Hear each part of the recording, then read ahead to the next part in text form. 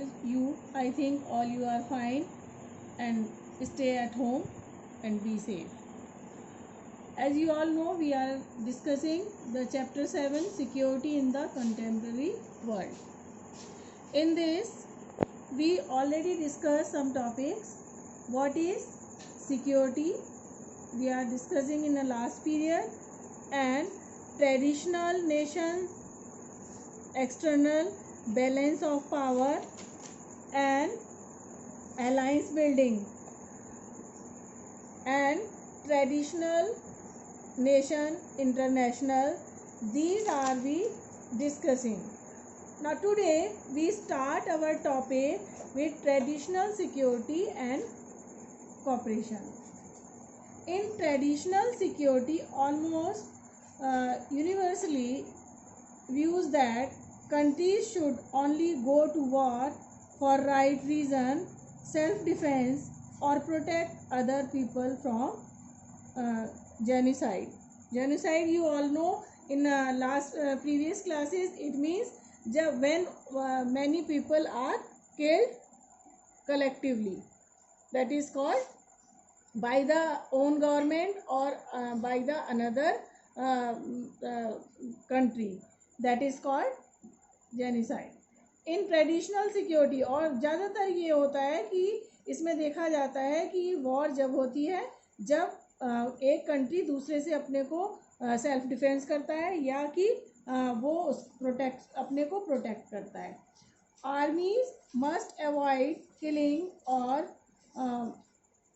hurting from the someone who is not fighting, as well as unarmed and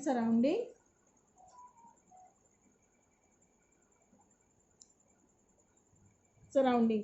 तो army जो है वो भी अवॉइड करती है कि जो इनोसेंट पीपल्स होते हैं उनको हार्म करना. ठीक है, either they are their own countries people और द अनदर पीपल कंट्रीज. ठीक है, ये जो क्या है हमारी ट्रेडिशनल सिक्योरिटी कोऑपरेशन होता है. नाउ ये है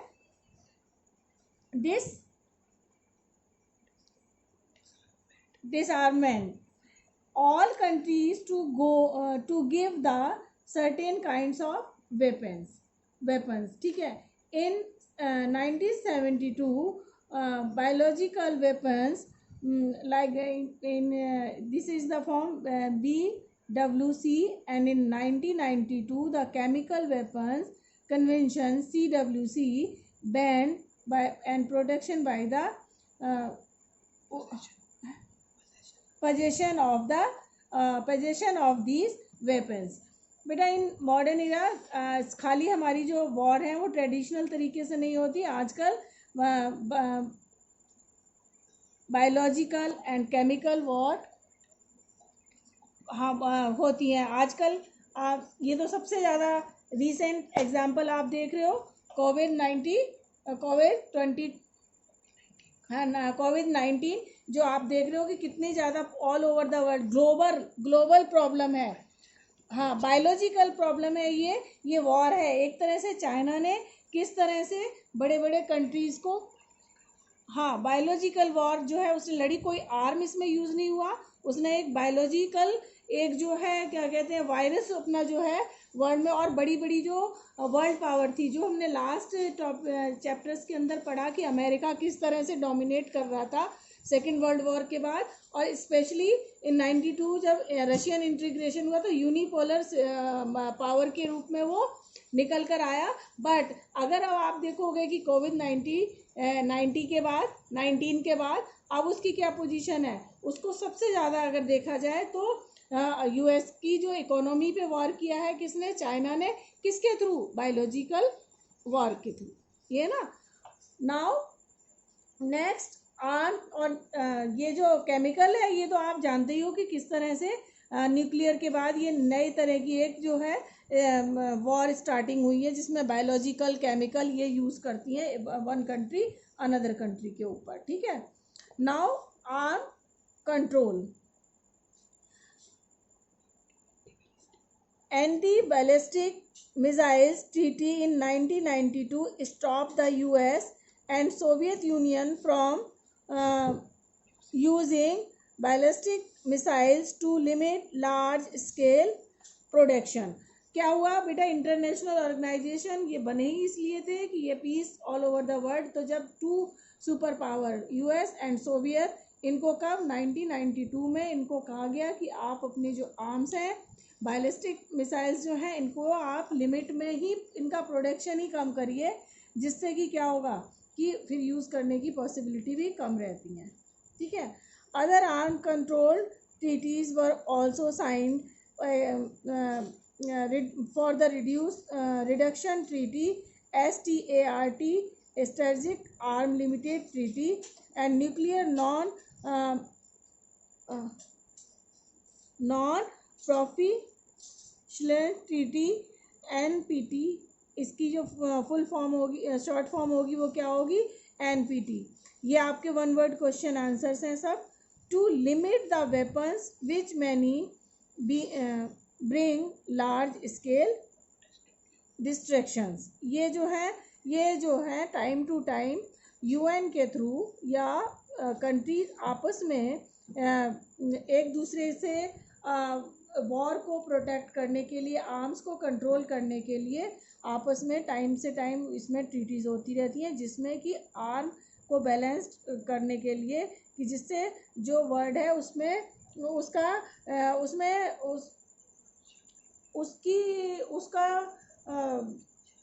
शांति, पीस मेंटेन रहे। और जो कि सेकेंड वर्ल्ड वॉर के टाइम में हमने देखा कि किस तरह से जापान ने उसको अमेरिका ने जापान को हम क्या, उस तरह की जो इंसिडेंट्स हैं वो अगेन रिपीट ना हो वर्ल्ड के अंदर, क्योंकि उसका कोई बहुत अच्छा इफेक्ट किसी के ऊपर भी नहीं पड़ता। ह्यूमन बीइंग के लिए वो अच्छे साइंस नहीं होते हैं। ठीक है। NPT did not abolish nuclear weapons, rather it limited the number of countries that would have them। NPT में ये नहीं कहा गया कि न्यूक्लियर जो पावर है उसको ख़त्म करना है, बट उसको लिमिट कर दिया गया। इट मीन्स कि न्यूक्लियर पावर को आप अपने डेवलपमेंट के लिए यूज़ कर सकते हो, आप अपने कंट्री के डेवलपमेंट के लिए यूज़ कर सकते हो, आप उससे थर्मल पावर, उससे आप इलेक्ट्रिसिटी जनरेट कर सकते हो, बट आप उसको दूसरे कंट्री को हार्म पहुंचाने के लिए उसको यूटिलाइजेशन उसका नहीं कर सकते। Now we go to another topic of this topic, this is confidence building. Confidence building, it is a process in which countries share ideas and information with their rivals।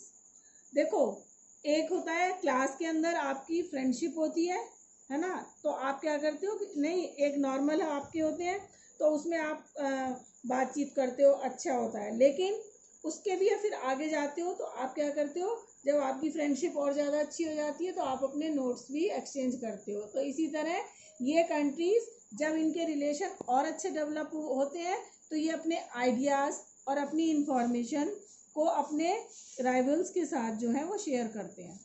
ठीक है। They tells each other about their military intentions and up to a point their military plans.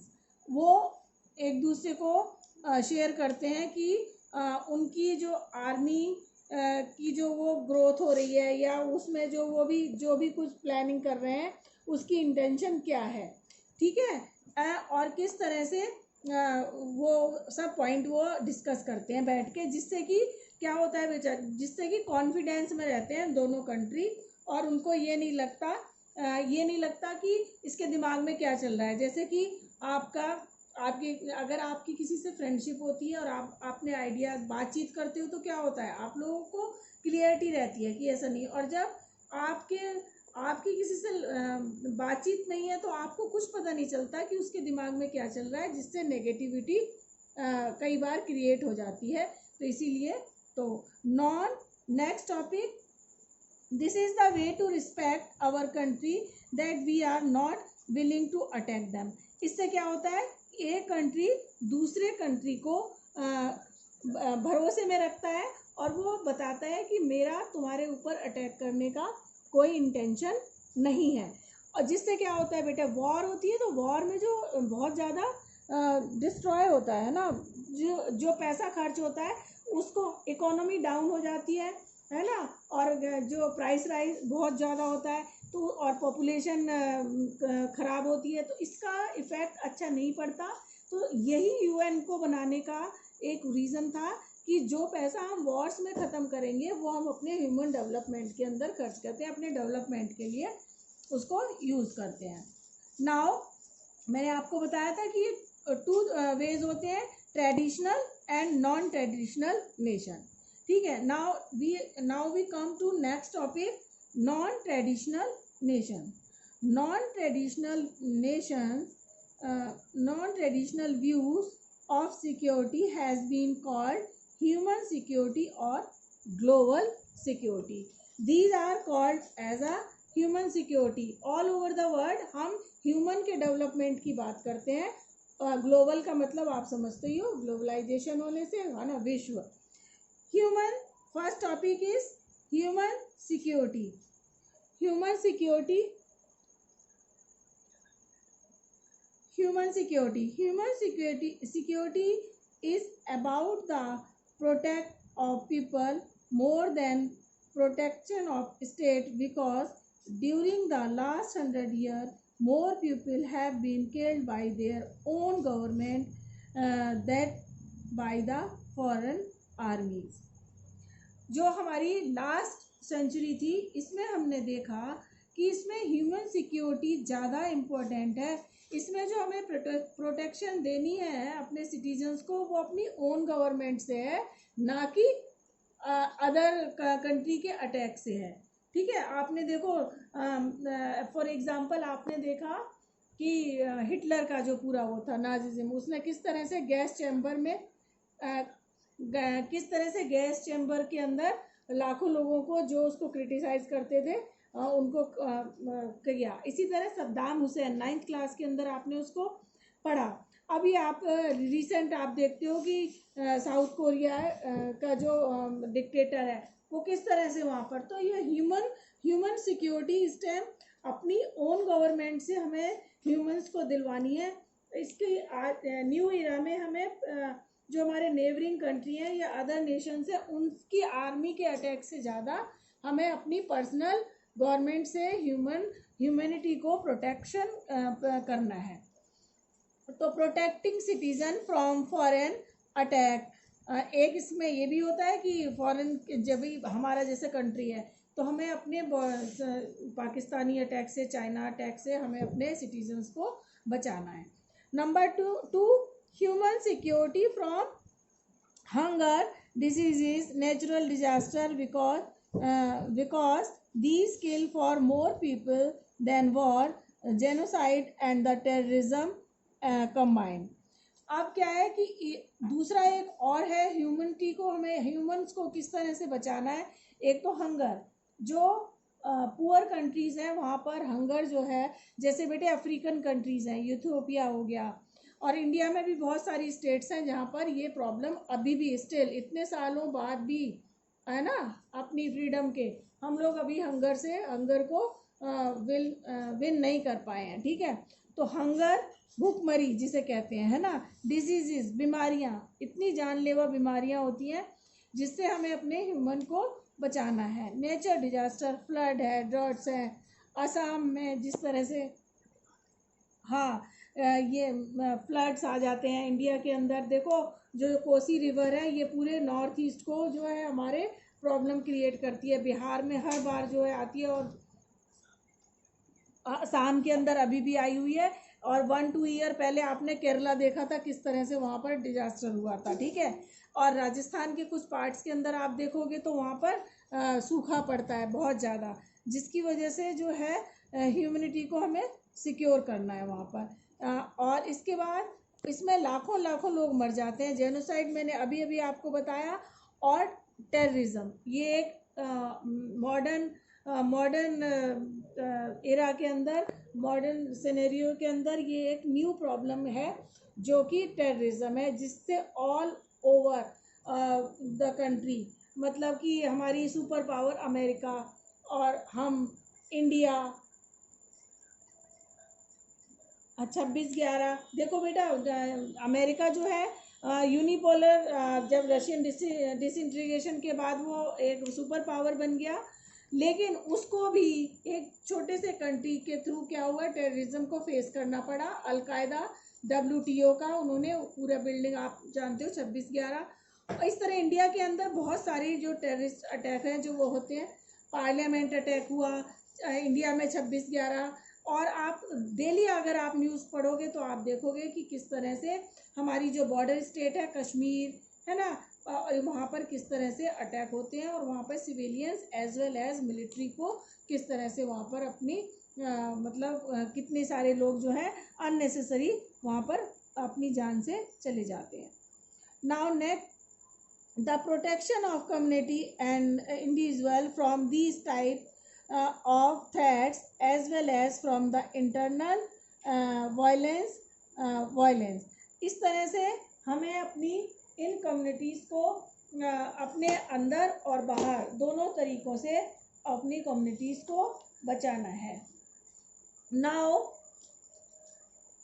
Look at this cartoon. इसमें क्या है बेटा? No we can not afford it. इसमें क्या है कि ये पीपल सब कह रहे हैं अमेरिका को, मैं इसलिए आपको ये बता रही हूँ कि ये आपके कार्टून बेस्ड बोर्ड एग्ज़ाम में आते हैं। तो इसमें ये कह रहे हैं कि अमेरिका जो है अपना बहुत सारा बजट जो है वो किस पे लगाता है? अटैक्स पे, वेपन्स के ऊपर। तो ये जो पीपल्स हैं, can we have a few $1 million for the development of peace? These are all demanding for budget for the peace. Common people है ये। वो क्या है? अपनी पावर को शो करने के लिए, अपनी स्टैंडर्ड, अपनी सुपीरियरिटी को शो करने के लिए अमेरिका जो है इस बजट को बढ़ाता जा रहा है। अच्छा बच्चों, दूसरी चीज़ ये है कि इंडिया ने हमेशा पीस को सपोर्ट किया, मतलब उसको आगे बढ़ाने के लिए हमेशा इंडिया ने ये कहा कि हमें वॉर से ज़्यादा peace. But when we are defeated in 1962 by China, then we increase our defense budget, but we are not decrease our peace budget. This is the policy of India कि हमने defence को तो बढ़ाया, but we are always supporting to peace maintaining, and every platform of the world when we are discussing about the peace, India always appreciated and participate very actively in this type of activities. So in this type of question, the which country has been displayed here, how much he defense budget, what criticism has been shown here, and next question, are the condition of our country same as the country? तो ये तीनों questions के answer जो है मैंने आपको दे दिए हैं, जो मैंने अभी आपको बताया है। तो ये मैं आपको कार्टून जो इम्पोर्टेंट है आपके बोर्ड के पॉइंट ऑफ व्यू से मैं आपको चैप्टर के साथ साथ बताती जाऊंगी, चल रही हूँ। ओके, नाउ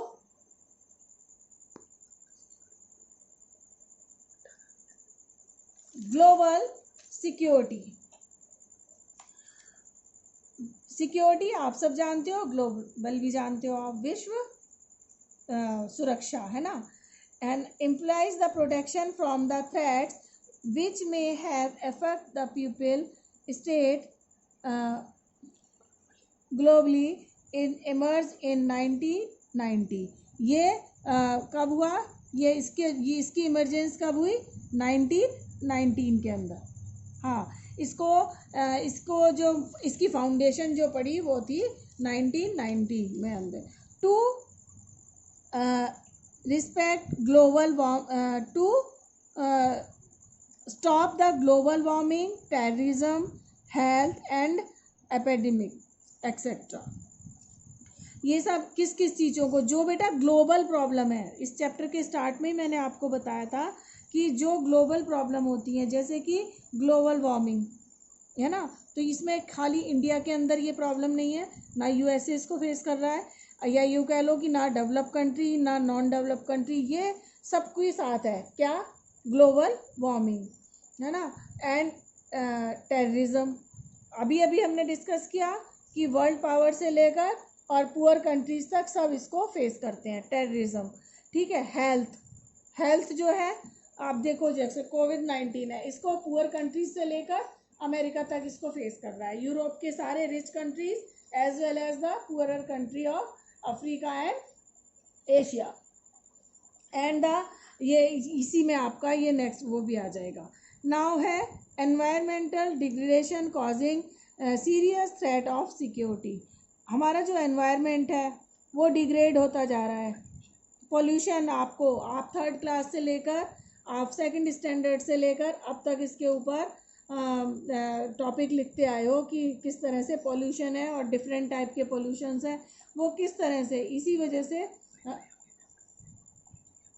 पूरी दुनिया को इफ़ेक्ट कर रहे हैं। तो ये किसी पर्टिकुलर नेशन के लिए ये प्रॉब्लम नहीं है, ये ऑल ओवर द वर्ल्ड जो है ये प्रॉब्लम्स हैं। तो ये हो गया global warming, terrorism and the environmental degradation.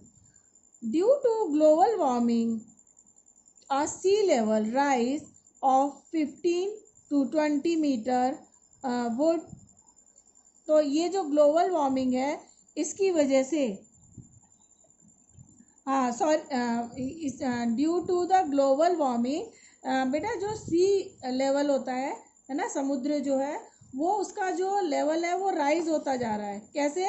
1.5 से 2 मीटर वुड, है ना।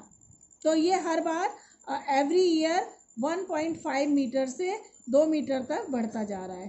ठीक है। And flood 20% of Bangladesh include most in, हाँ, तो अगर ऐसा कंटिन्यू चलता रहा, ये जो आपकी ग्लोबल वार्मिंग है इस तरह से चलता रहा, तो जो कोस्टल एरियाज़ के कंट्रीज़ हैं उनके लिए ये बहुत ज़्यादा प्रॉब्लम क्रिएट करेगा। लाइक बांग्लादेश, अगर ये इसी कंटिन्यूटी में बढ़ता रहा तो बांग्लादेश जो है वो 20% तक वो है डूब जाएगा। And most include most of Maldives, पूरा मालदीव जो है वो इसमें इस प्रॉब्लम का शिकार हो जाएगा। And threaten nearly half of the population of Thailand, और आधे थाईलैंड की जो पॉपुलेशन है अगर ग्लोबल वार्मिंग इसी तरह से बढ़ता ही रही और सी लेवल इसी तरह से ऊंचा उठता गया तो ये जो कंट्रीज़ हैं इनके लिए ये प्रॉब्लम हो जाएगी। Hence international cooperation is vital due to global nature of these problems. तो ये इंटरनेशनल प्लेटफॉर्म्स पर हम लोग ये सारी प्रॉब्लम्स जो हैं इनको डिस्कस करते हैं। ठीक है, तो ये एक तो हो गई आपकी global warming. Now we come to our next topic, new source of threats. Terrorism refers to political violence that target civilians। Terrorism जो है बेटा ये हम अपनी पॉलिटिकल बदला लेने के लिए सिविलियंस के पर अटैक करते हैं। ठीक है, हमारे पार्लियामेंट में हम 26/11 और बॉर्डर पर जो जितने भी वो होते हैं बम ब्लास्ट आपने देखे होंगे कहीं भी, तो वो क्या होते हैं, इनोसेंट पीपल होते हैं। तो अपनी पॉलिटिकल राइवलिटी को शो करने के लिए क्या करते हैं हम लोग, सिविलियंस पर जो है वो अटैक करते हैं दूसरे कंट्रीज। जितने भी आपने कश्मीर में जो टेररिस्ट हैं वो क्या कर जाते हैं, एक जो कॉमन पीपल होते हैं उनको करते हैं अपनी पॉलिटिकल जो डिमांड्स को गेन करने के लिए। यही हुआ ना। The classic case of terrorism involve hijacking planes or planting bombs in train, cafes, market and other crowded place। एक नई तरह का जो आतंकवाद है, टेररिज्म है, वो क्या करते हैं, हाईजैकिंग प्लेन, जो हाईजैक प्लेन कर लेते हैं, मतलब उसमें है ना, पता है आप लोग खूब मूवीज़ देखते हो, खूब पता है सब आप लोगों को। ठीक है, और जहाँ पर क्राउडेड एरियाज़ होते हैं जैसे ट्रेन है, हाँ, और कैफ़ेज़ में, मार्केट में, जहाँ पर वो ज़्यादा से ज़्यादा क्राउडी एरिया में रखते हैं जिससे कि हार्म पहुँचा सके, वो अपना टेरर जो है वो इंक्रीज़ कर सके। अभी आप जो बॉम्बे के अंदर हुआ था 26/11, उसमें क्या था कि उन्होंने वहाँ पर ताज होटल जो था उसको वहाँ पर आ गए थे और वहाँ पर उन्होंने अटैक किया और जो कॉमन पीपल थे, सिविलियंस थे, उन पर अटैक किया। 9/11 when terrorists attacked the WTO in America, other government and public have paid more attention to terrorism. 9/11 ये जब अमेरिका के WTO पर अटैक हुआ तो क्या हुआ, दूसरी जो गवर्नमेंट थी उन्होंने भी इस पे बहुत ज़्यादा ध्यान देना शुरू कर दिया। So I think you all understand these things. Now today is our last topic, human right. Human rights are basic conditions which this is also you read in your 11th class. What are human rights? Human rights are basic conditions which an individual is given to entitled as human being for all round development. These rights have been categorized as followed. ये वो rights होते हैं जो हमें basic rights हमें अपनी ज़िंदगी को जीने के लिए चाहिए पड़ते हैं और ये एक ह्यूमन के डेवलपमेंट के लिए बहुत ज़्यादा ज़रूरी होते हैं। ठीक है, इनको हम नीचे दिए हुए तरीके से इन्हें कैटेगराइज कर सकते हैं। Like political rights, right to vote and which right to vote हो गया, जिससे हम अपने रिप्रेजेंटेटिव करते हैं और अपनी गवर्नमेंट को अपने अकॉर्डिंग इलेक्ट मतलब बना सकते हैं और हटा सकते हैं। ठीक है, ये पॉलिटिकल राइट हो गया। Freedom of speech and expression, ये डेमोक्रेसी का बेसिक फंडा होता है। ह्यूमन बीइंग को अगर देखो ह्यूमन राइट को अपनी एक मैनरफुल तरीके से अपनी बात को कहने की और अपनी फीलिंग्स को एक्सप्रेस करने का एक फ्रीडम होनी चाहिए, ये ह्यूमन राइट्स होते हैं।